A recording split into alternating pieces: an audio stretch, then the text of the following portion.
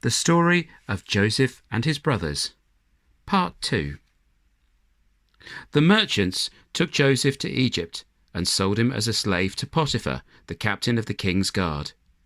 Joseph worked hard, and soon Potiphar put him in charge of his household. For a time, all went well, but Potiphar's wife wanted to make trouble for Joseph. She told Potiphar, "That Joseph has been very rude to me." It wasn't true, but Potiphar was angry with Joseph. He had him put in prison.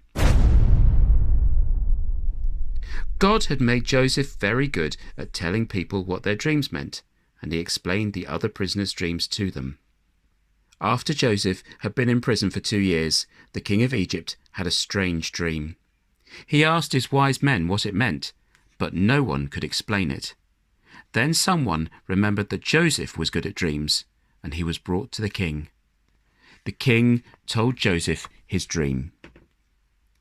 Joseph said, "Your dream means that for 7 years there will be good harvests with lots of food for everyone.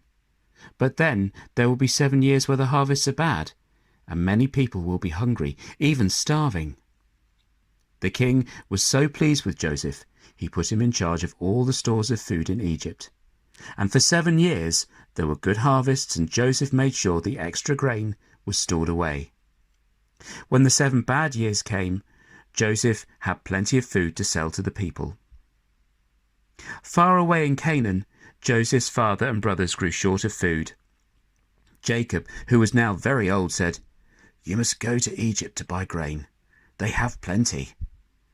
10 brothers began the journey, leaving the youngest, Benjamin, behind. In Egypt, the brothers asked the governor if they could buy food. They didn't know he was their brother Joseph, but Joseph knew at once they were his brothers.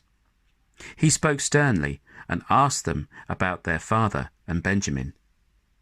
He said, "I'll sell you food, but when you come again, you must bring Benjamin with you. I'll keep your brother Simeon here until you come back." The brothers started for home. On the way, they opened the sacks of grain they had bought and found the money they had paid to Joseph. They were very frightened. "God is punishing us for selling Joseph," the brothers said. They didn't know Joseph had told his servants to put it there. After a while, Jacob and his sons had eaten all the grain, and they had to go back to Egypt to buy more, but this time they took Benjamin with them. Again they asked Joseph to sell them food, and still they didn't know he was their brother.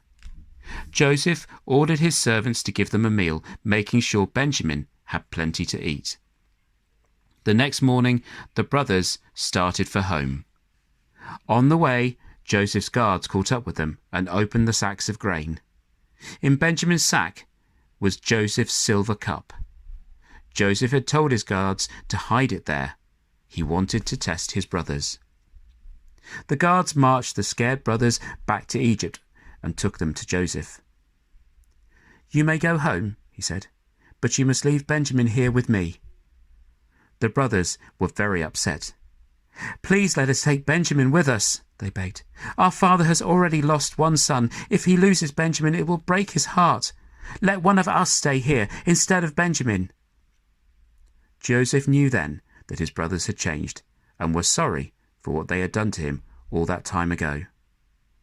"I am Joseph, your brother, whom you sold as a slave," Joseph cried. "But it was God who sent me to Egypt so that I could save you from dying of hunger. God promised Abraham that the nation he founded would be safe. Go back to my father and bring him here, with all your family and your animals.